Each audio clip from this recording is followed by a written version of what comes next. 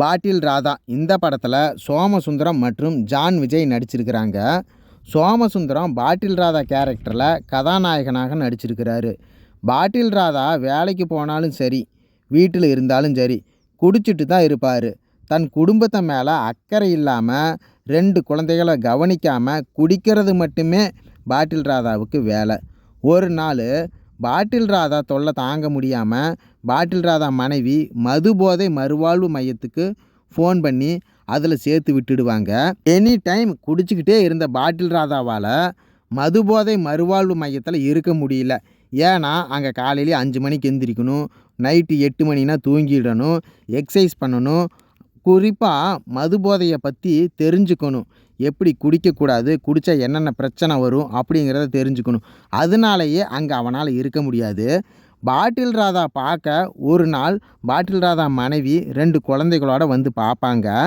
அப்போ பாட்டில் ராதா மனைவியை, நீ என்னை இங்கே சேர்த்து விட்டதால தான் நான் இங்கே கஷ்டப்படுறேன், நான் மட்டும் வீட்டுக்கு வந்தேன்னா உன்னை கொலை பண்ணிடுவேன்னு மிரட்டுவான். இதை மதுபோதை மறுவாழ்வு மையத்தை நடத்துகிற ஜான் விஜய் கேட்டுடுவார். அப்புறம் என்ன, பாட்டில் ராதாவை போட்டு அடின்னு அடிக்க பாட்டில் ராதா அங்கிருந்து தப்பிக்க முடிவு பண்ணுவான். பாட்டில் ராதா தப்பிக்கிறதுக்கான பிளான் போட்டுட்டு இருக்கும்போது அங்கே இருக்கிற 2 பேஷண்ட்டு அதை பார்த்துருவாங்க.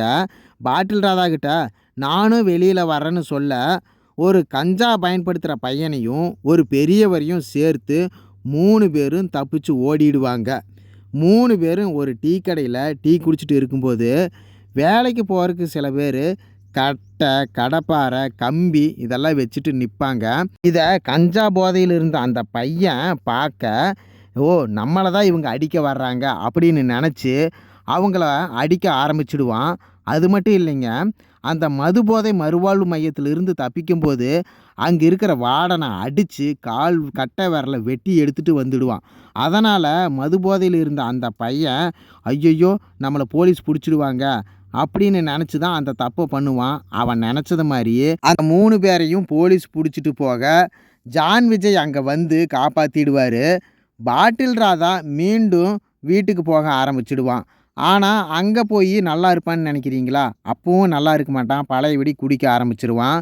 பாட்டில் ராதா மனைவி, என்னடா இவன் குடிச்சிக்கிட்டே இருக்கிறானேன்னு தற்கொலைக்கு முயற்சி பண்ணுவான். அப்போ பாட்டில் ராதா மனைவிக்கு ஒன்று தோணும், இவன் குடித்து இவன் வாழ்க்கையை அழிச்சிக்கிறதுக்காக நானும் என் குழந்தைகளும் ஏன் சாகணும் அப்படின்னு தன்னோட முடிவை மாற்றிக்கிட்டு அவங்க அம்மா வீட்டுக்கு போயிடுவாங்க.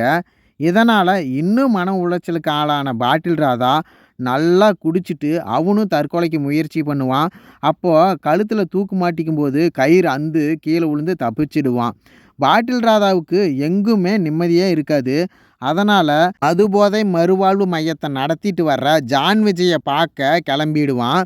நான் என் மனைவியோட சந்தோஷமாக வாழணும், அதுக்கு ஒரு வழியை சொல்லுங்கன்னு சொல்ல, ஜான் விஜய் குடியை விட்டுட்டு நல்லா 1 வருஷம் வேலைக்கு போ, 2 குழந்தைகளையும் நல்லா கவனிச்சுக்கோ, அப்போது உன்னோட மனைவி தானாக வந்து உங்க கூட சேர்ந்துக்குவான்னு சொல்ல, அதை தவறாமல் அப்படியே செய்வான். குடியையும் விட்டுடுவான். இந்த குடியை விட்டதுனால பாட்டில் ராதா மனைவி வந்து சேர்ந்து வாழ ஆரம்பிச்சிடுவான். அதே போல் பாட்டில் ராதாவும் நல்லா வேலைக்கு போய் சம்பாரித்து கொடுப்பான். அப்படியே நாள் போயிட்டே இருக்க குடிக்கு அடிமையானவங்களை திருத்தர வேலையும் செய்ய ஆரம்பிச்சிடுவான் பாட்டில் ராதா. இந்த படத்தை பார்க்குறவங்களுக்கு குடிக்கக்கூடாது அப்படிங்கிற எண்ணத்தை விதைக்கும். இந்த மாதிரி படம் எடுத்த டைரக்டருக்கும் தயாரிப்பாளர்களுக்கும் இந்த சமுதாயத்தில் குடியால் நிறைய குடும்பங்கள் அழியுது, அதை திருத்தணும்னு நினச்சதுக்காகவே மிக்க நன்றி.